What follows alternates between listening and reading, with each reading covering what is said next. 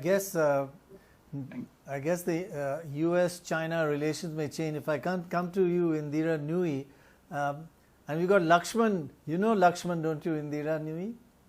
Of course, I know him very well. Right. It's just so good to have both of you here, brilliant minds. I just got to start with the news on the nose, and that is Donald Trump tested positive and Melania Trump tested positive today. So US-China relations may change, the whole world may change. But America has done a lot of things right, but a lot of wrong signals as well. What can we learn from what not to do and what to do from America? Adapted, of course, to Indian conditions. Are you asking me that question? Yes, please. Okay. First of all, it's very unfortunate that our president has COVID. I wouldn't wish it on anybody. So if there's anything I want to say is that I wish him and his wife the very best and a quick recovery from COVID. But let me talk about what, maybe we could have done and what we should do going forward. I think the biggest lesson we can draw is from the Spanish flu of 1918. And I think if you read the book, The Great Influenza by John Barry, and focus specifically on the last chapter of the book, which talks about what should be done, how should a pandemic response be organized, you'll find that perhaps we did some of those things, but we did it kind of late. The first thing that should have been done is very quick suppression of the virus by going into some sort of a lockdown and figuring out how we should behave as we slowly come out of suppression. That, I think, happened a little late. Second, we didn't have enough PPE available, which calls into question all our supply chains, our global supply chains. I think suppression and slowly coming out of it required ample availability of masks, protective gear for hospitals and frontline workers, and we were running short of that. The third, I think, is perhaps the biggest fault line that was uncovered in this whole process. Responding to the pandemic is like organizing a massive crisis management effort. And to really do that, you need the federal government, the state government to be organized the same way so that you have a docking station from the federal government to the state government in terms of testing and PPE and tracking and tracing and all of these initiatives. So as a country, we move in unison because people travel across the country. Unfortunately, we'd never practiced for a pandemic. And when the government system is not working like a fine-tuned machine because we hadn't had pandemics for a long time, I think that we were sort of feeling our way to addressing this pandemic. We recovered quite a bit. The speed at which vaccines are being worked on, how quickly ventilators came, et cetera, is a good story. But I think up front in the suppression phase, I'm not sure we really knew what to do, and I think we paid the price for it. Ma'am, this is Amitabh Bachchan again. You have always spoken very strongly about protecting our environment.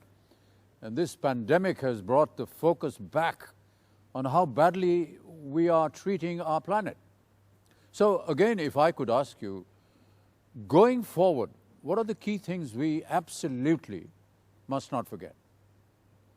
Thank you very much for the question. Very nice to talk to you, Mr. Bachchan, and I'm glad you've recovered too. Thank you so much.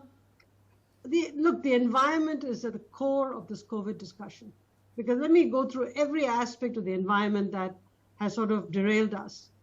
It's comical that we tell people to wash their hands regularly with clean water, yet in many parts of the world, there is no clean water available. That's, in a way, a reflection of the environment, because if we don't have monsoons and rains and fresh water which are harvested and stored, we're never going to have water available for people. So water is a core issue. Second, COVID affected those who had comorbidities, asthma, diabetes, obesity, all of those issues. And if you look at asthma in particular, it comes because of a bad environment, smog in the air, impurities in the air. And COVID has showed us that if you have less smog in the air, you can actually see the Himalayas, you can see the stars, you can see the blue skies. So I think if there's one thing COVID has done, is that it has told us that we need a clean environment, we need clean air, we need water, we need trees so that we have a cover to pick up the excess carbon dioxide. And we actually need to go back to first principles to think about how to protect this planet. Lastly, the biggest issue is this. We have to rethink our relationship with livestock. I think we mistreat animals. We treat them badly before we kill them, and then we eat animals that have been, really treated with antibiotics and other drugs, which weakens our own immune system. And I think we have to rethink our entire relationship with animals to make sure that they are not the source of viral outbreaks. So, this is not a time anymore to wait for the proof on climate change. I think environmental catastrophes are staring us in the face. And if we don't do something about this, COVID will just be the tip of the iceberg. No, thank you so much, man. Thank you. Tip of the iceberg. That is, yeah. Frightening. Well, Indira Nooyi, you are one of the best top 25 all-time great Indians, and your words meant a lot there, actually. If I can just bring in Lakshman, who's worked with you earlier.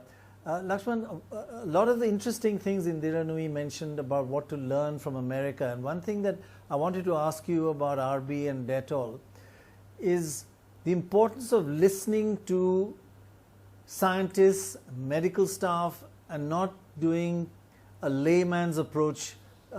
Could have been one of the faults of America. I mean, I know your team here, Gaurav has been he's been just so dynamic in this whole, right from the beginning. I call him a Sardar. He's that dynamic.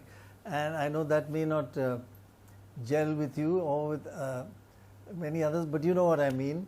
And Ravi is just, I mean, he is so passionate. But at least, I mean, they may have their views, but they listen to medical advice and to experts.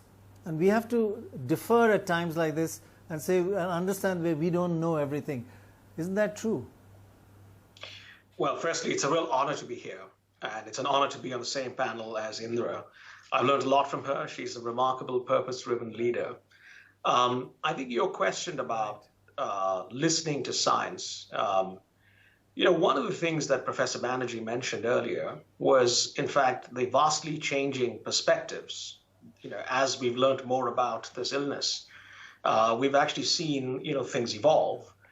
But having said that, there is clearly a bit of a question around evidence. And is the evidence really robust? Is the evidence, laid out in a way that people can digest? Is it communicated in a way that actually drives behavior change? And one of the things that we have found, and part of the reason, we actually partnered with Yale, with the London School of Hygiene and Tropical Medicine, with Cambridge, with the All India Institute of Medical Sciences, you had Dr. Galeria in here, with Tsinghua in China, and with the National University of Singapore, is to create the Reckitt Global Hygiene Institute. And part of the reason we're doing this is because what we want to be sure of is that there is evidence that people can believe, the importance of masks, wearing it. How do you, in fact, ensure that your life changes? What do you do? How do you behave? Because we need to do this in a way that also translates to behaviors that simple people can adopt. One of the things we found in one of the campaigns we did on hand washing is, it's remarkable, only 20% of their people wash their hands after going to the bathroom around the world. 20%. It's a very small number. And by doing something that we did, with this campaign that we had with TikTok, which of course is not working in India anymore, but we had 125 billion views. We have to simplify this information for simple people, for people that they can actually follow through on it. So you've got to create evidence, and you've got to make it in a way people can digest and they can embrace. So I think it's very important to also keep that piece of it, because you need 7 billion people to behave differently in a pandemic. You can't just have 20 people behave differently. Right. So you've got to democratize this knowledge too. Very well put. Actually, one of the things we always insist on in all the scientific papers, have they been peer reviewed? Because there's so much, so many conclusions are coming out, conclusions which are changed a few months later when they are peer reviewed. But thank you both very much for being with us. I know, Indira Nooyi, you've got a board meeting. It's just wonderful to have you. And Lakshman, we are coming back at 8 o'clock, so we've got lots more to ask you. Thank you both very much. Wonderful to have you. Thank you.